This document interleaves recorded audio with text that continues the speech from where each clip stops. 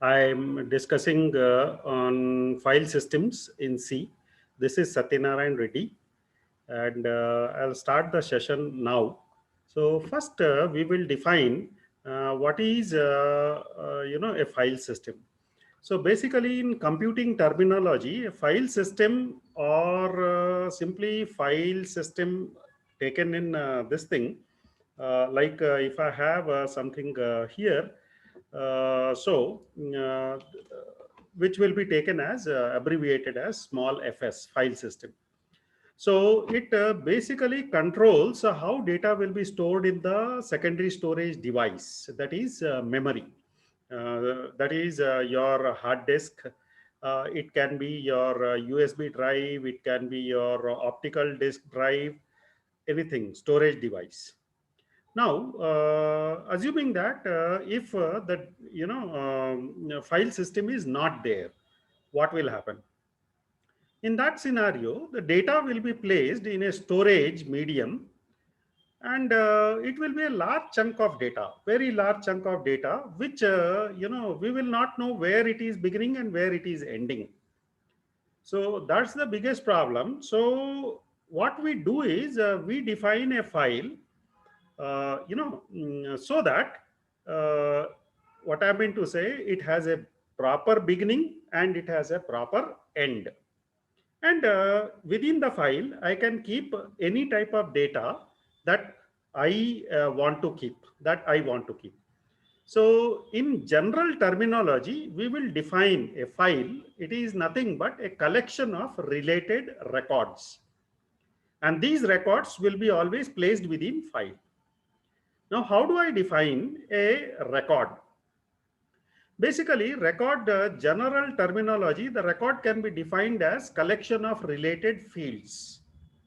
Now, if I take something like this, you know, if this particular thing is taken here, if you see this particular table, where I have certain heads of this particular table, like record number, which is taken as 1 2 3 4 5, and name of the student, and the semester of the student, and branch, and fees paid status. This is what I wish to have. Now in this scenario, a record is nothing but a collection of, so this particular thing, I can take this particular thing right here. So it's a row.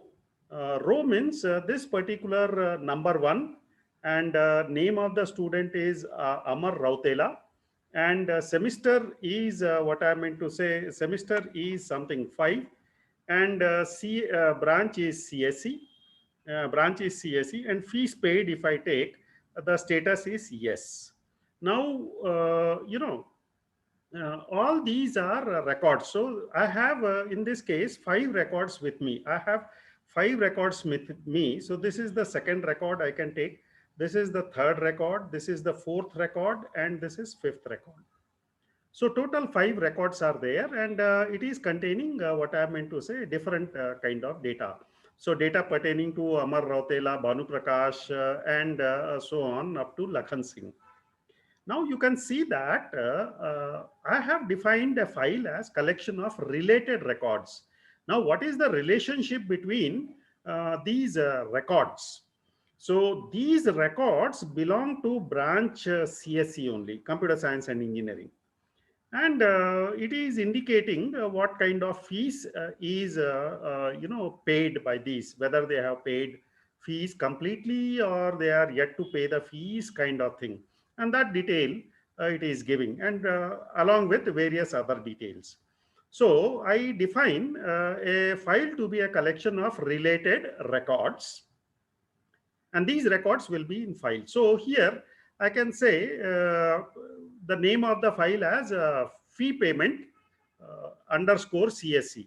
I'll tell later how the name is defined, but as of now you can understand that fee paid details of CSE department. So that is the file, this thing. Now here, each you can see several columns. So first column is record number, second column is name of the student, and third column is semester. So here each column is something what I mean to say. So here you can see name of the student is a column. Here name of the student is a column. Similarly, I have so which is second column. And what I meant to say, semester is third column and branch is fourth, and similarly this. So each column, you got the idea, is called a field. So here, this column, I can call this as a field, right? So this will be known as a field. Now, field, or it can be also called as attribute. You got the idea of a record. Attribute of a record means something which defines the record, uh, completely. So here you can see name of the student is defining record, all the records. Similarly, which semester he belongs to, then branch. You got the idea, and fees paid status. So each column is called a field, right? And so semester is a field, and name of the student is a field, record number is a field. And I'm saying that record is collection of related fields. So record is nothing but so if I take this as a record, in this case, number one, all these Amar Rautela, then semester 5 and CSE and fee pay status Y is all related to record number one. So all the related fields taken together is defining one particular record, and collection of related records is defining a file. So this is there, but this is not every time like this, I mean to say. So here I can further define files and file system in broad terms. I had taken a very specific example there. Now here we will try defining files and file systems. So file may contain data which is in some format. And let me define, data is always a plural form. Data is always in plural form, the singular form being datum. So it's a kind of nothing but, sometimes I see people calling datas, which is wrong. Data we should call, right? Now we have a file system. So this, I said file, it contains data in some format. It can be audio format, it can be video format, it can be text format, it can be numeric, it can be, alphanumeric, it can be any type of data it may contain. Right, and file systems, these in this file system, the set of named files which will be organized, right?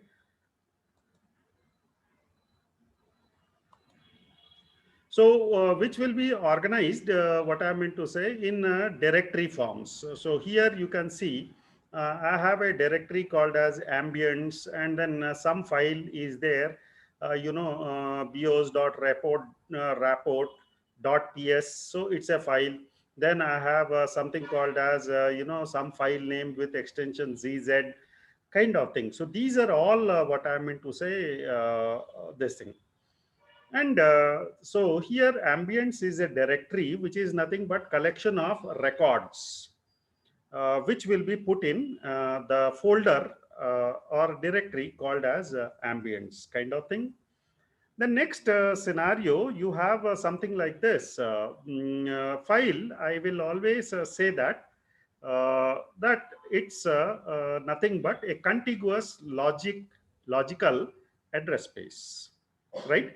And data type can be numeric, it can be character, it can be binary, or file can be a program also. File can be program also. As spoken earlier, data can be in audio format, it can be video format, kind of thing, which comes under binary type of data. Now we will see certain file extensions, right? Certain file extensions. So here, uh, executable file will always have this kind of extension .exe. Sometimes it will have a .bin or none kind of this thing. Sometimes object files will have extension as obj, right? Then sometimes, like if you are writing a C program, so you will say bubble sort .c. You got the idea? Or say you have a.asm. It's meant for what I would say, assembly, what I meant to say, program. Similarly, you may have batch files, with extension .bat, .sh. Similarly, you may have text files which may have extension. Say I have created my resume. So I will create resume in document format, say MS Word format. So the extension will be resume.doc. You got the idea, resume.doc. Or I have created a text file. So it will be something like, myinfo.txt kind of thing. Similarly, various other formats, file formats are there with extension, like general, we have seen .ps, .zip, then we may have PDF format. Similarly, archive type of formats are there, so which will have extension arc or .zip or .tar or .zz kind in next few classes. Now, let us see what are the various operations that can be, defined over a file. You got the idea, defined over the file. So I can create always a file. So I say that what are the operations that I can perform on a file. So I can create a file. Then I can put some content in the file through write statement. So through write, I will be, writing some information into the file that should go within the file. And then I have, once I have written something, and then what I meant to say, if I want to read the information that has been written onto the file, I have read operation to be performed, right? And sometimes, file has been created and I want to, seek a particular, you know record within the file, so I can perform seek operation. Or I can delete a particular file, or I can delete a particular record, right? So all these operations can be performed over files. And besides this, see, if I want to, read a file or write a file, so file must be opened first, right? The moment I, perform the open operation on the file, say it is fi, right? It can be anything, file name can be anything. So suppose I want to perform open operation. So, it will search, the operating system will search for that particular file in the secondary storage device, and that particular file will be loaded into the RAM, random access memory, right? And what I meant to say, now if I want to close the file, so whatever file was, there in the memory, and whatever manipulations I have done, I might have, read something from it, I might have written or updated something into it, and then I want to close. You got the idea? So the moment I close a file, the content which were modified in the RAM, you got the idea, that will be written back to the secondary storage device or to a directory where the file originally belonged to. So that will be overwritten, when I close. So now how do I access the modes of accessing the file? Generally, modes of accessing the file can be done in two ways. One is called as sequential access, and one is called direct access or random access kind of thing. So here in sequential access, what happens? is I will be able to read the records one by one. So record number one, I will be able to read first, then record number two, right? Then record number two. So then record number three, record number four, sequentially. You got the idea? So all these can be done one after the other, one after the other. So this is called sequential access. So if this is record number one, if this is record number one, so this will be read first, and then record number two will be read. Then next is record number three will be read. So like this, when you carry out the things very, sequentially, it is called sequential access, right?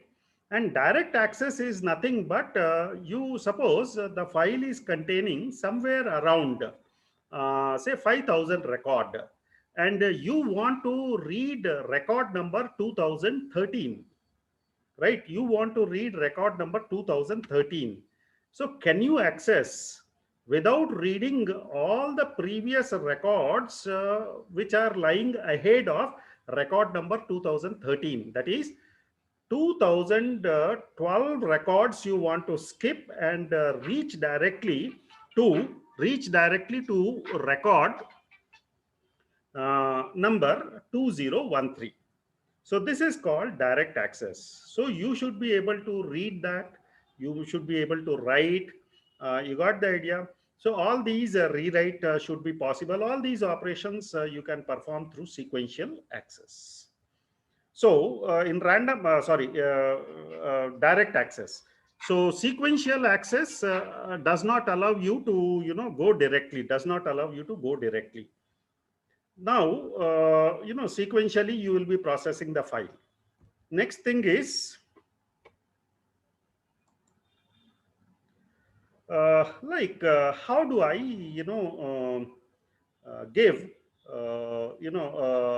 store a particular file on secondary storage device. So basically, I have to give, a name to the file with its extension, so that operating system knows where exactly that file is stored, and it has to access the file. And when what I meant to say, you have closed the file, the contents which are there in the memory, that has to be returned back to the file from where it was accessed. So here the file name, generally we put some significant name should be given to the file. So suppose I have created a C program, or I have written a C program called as sort.c, right? Or I have created a data file, so I am calling it as input.dat data file. So some file name, right? And in C language, this file is a data structure. That means it's a user defined data structure, which what I meant to say is stored on the hard disk drive. Now, why files are required is, generally whenever you are working with computer, everything that is there in memory, it gets erased. It gets erased the moment you shut down your system. Now you want to, what I meant to say, store the contents of some file which you require very often in the long run, right? So all the contents that are required to be used or accessed, modified, updated in the long run, you got the idea. So you will be storing all such things in a file. So I'll call a file as a data structure which requires some memory. On hard disk drive, it will be created and it will be stored. It allows you to access the file. It allows you to modify the file. It allows you to delete the file. You can do all the operations on that, what we have discussed earlier, right? So general purpose for creating the files is nothing but for reading the files, for writing or modifying the file, or whatever data is existing, you want to add something to the existing records. So suppose there are 93 records, and you want to add some 55 more records to the existing record. So that is allowed through appending. That is allowed through appending. Next thing is, how do I name a particular, file? So generally, it should be a string of characters, and it can have the, valid names, which, are allowed by operating system. So generally in C language, it should begin with a character, then or a number also, it is okay. Right. So every file name will have two parts.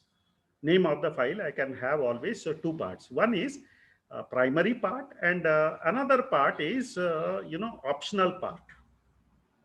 So that optional part, if at all it is there, so it will be like I have defined a sort dot c, sort, sort, sort dot c I had defined.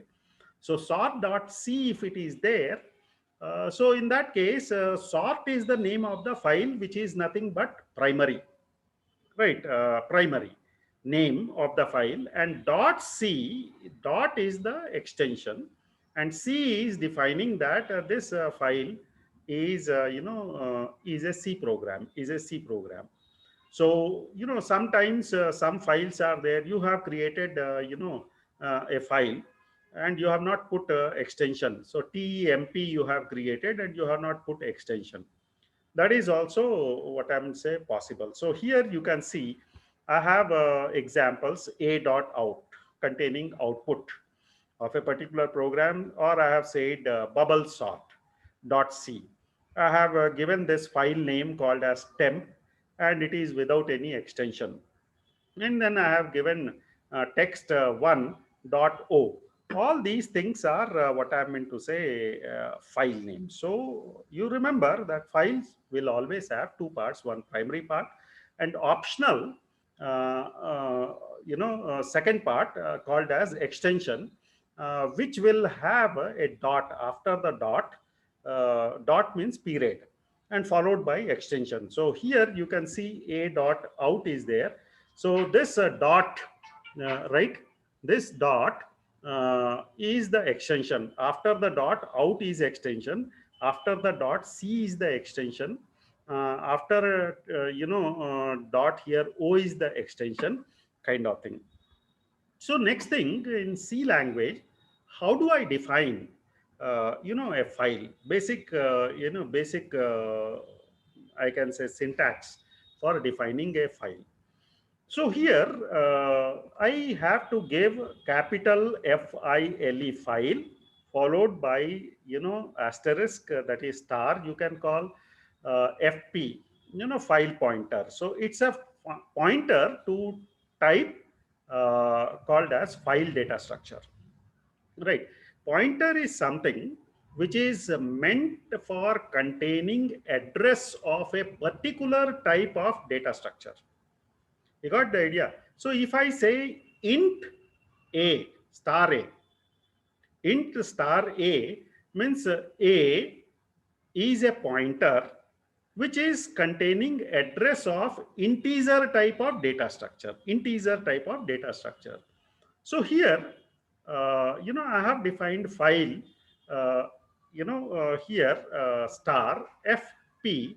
So FP is a pointer which is defined to contain address of file type of what I meant to say, data structure.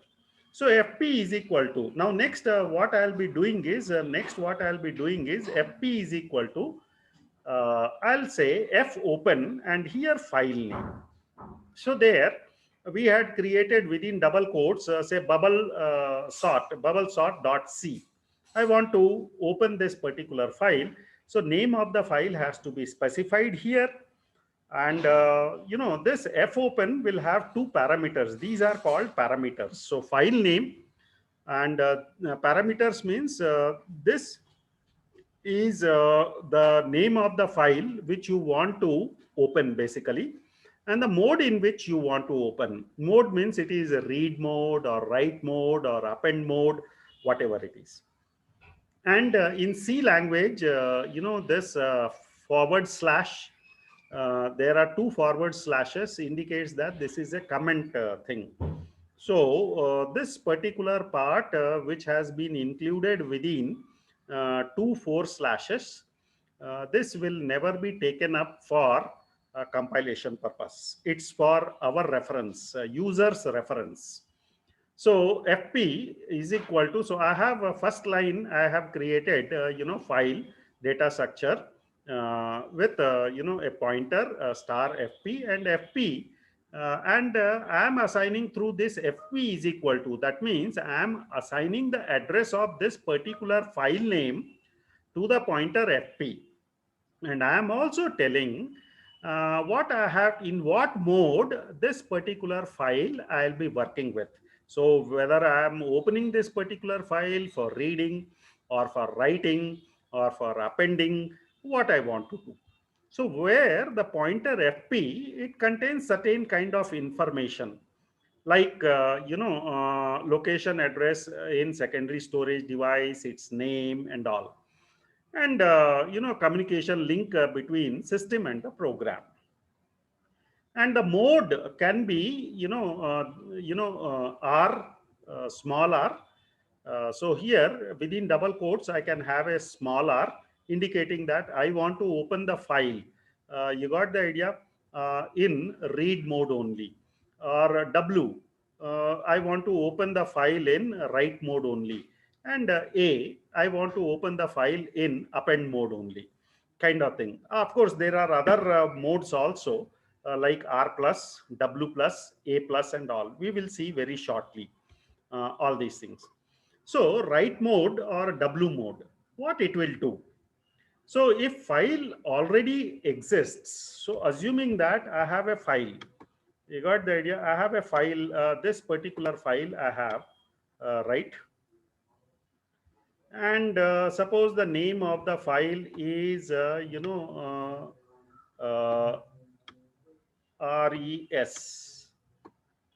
t.txt, rest dot txt, something like this is there. You got the idea. So txt, and I want to open this particular what I am to say file which is already having certain records in it, right? Certain records in it, whatever records are there. So I am having records in it. So if I open this particular file in write mode, all these contents will be deleted. You got the idea? And the blank file is given to me for writing, right? So you should be careful while opening a particular file in write mode. The moment you open a file in write mode, all the previous content that is present within the file will be erased, and you are given a blank file for writing, right? And if the file does not exist, you have given the file name, and if that file does not exist in the secondary storage device, in that case the file name will be created under the name what you have specified with fp is equal to ff open class, right? So with that file name it will be created. Now what will happen in this particular scenario, right? You have this particular scenario that you want to open it in append mode. You want to open it in append mode. So append mode means, suppose this particular rest.txt is there and you want to open it in append mode. So the records are there, 1, 2, 3, 4, 5 records are there. The append mode will make you to write a new record after these 5 records. So that means when you open a file in append mode, all its content, previous content remains intact. You got the idea? And you are allowed to write a new record at the last position, right? And what I mean to say, if this particular file is not there, say rest.txt is not there, in that case, it will create the file. It will create the file, right? So this is what happens in append mode. Now you have next mode, something called as, read mode. So in this read mode, what happens is if the file already exists and you want to read the contents of that particular file, so if it exists in the secondary storage device, it will be loaded into the memory for reading it, and it allows you to read the contents of that particular file. It allows you to read the contents of that particular file. But if the file does not exist, you got the idea, then it results in an error. Then it results in an error, right? Then it results in an error. Now you have one example, like I have created a file, a data structure, and I am associating two pointers with it, star P1 and star P2, right? And these two pointers, P1 and P2 are meant for containing addresses of the files. You got the idea? Files, file data structure. So here you can see P1 I am associating with my data.txt.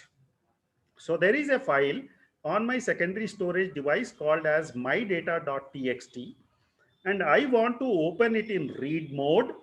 And what I meant to say, when it is loaded into the memory, that pointer will, what I meant to say, point to the first byte. You got the idea? To the beginning of the beginning address of the file. Beginning address of the file. P1 contains the address of the beginning of the file, right?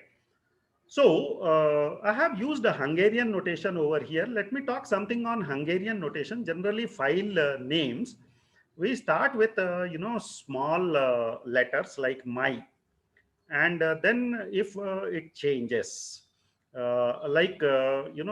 I want to write bubble sort, so here bubble I'll be writing in all small letters like BUBBLE, and sort SORT, S will be capital. So this kind of notation, you start with small letters and then followed by capital letters for better readability. Is this kind of notation is called Hungarian notation, right? With the second pointer P2, you are what I meant to say, defining, you are trying to open a file called as final results. Again, here also I have used Hungarian notation. So final results dot dat, and I want to open it in write mode. As informed, if I am opening this particular file in write mode, I have to be very cautious. If it is containing any data previously, that all will be erased, and it allows you to have a blank file. You got the idea? It allows you to have a blank file for being overwritten, right? Or if the file does not exist, a final result file does not exist on secondary storage device, it will create a new one, right? So if you are opening the file in read mode, this again precaution should be taken, that you should ensure that my data.txt is existing on disk. If it does not exist on the disk, then it results in error. So this is what you have to be very careful. There are certain other what I meant to say, modes of opening the file. So it is nothing but R plus. So R plus is nothing but it allows you to both read and write. This is possible.